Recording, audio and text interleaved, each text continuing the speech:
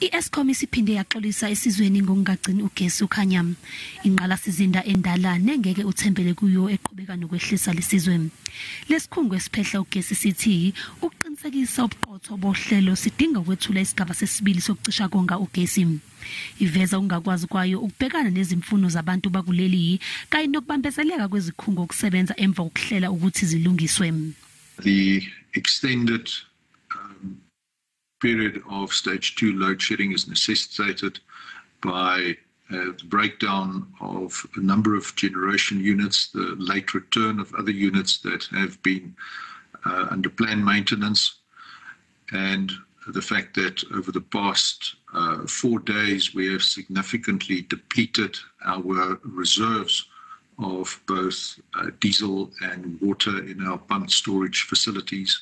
I-Eskom ithi isikhungo esisodwa ekusile Kendal kanye naseGrootfontein ezifile. So Tutuka we have the ability to run 6 units, we only have 3.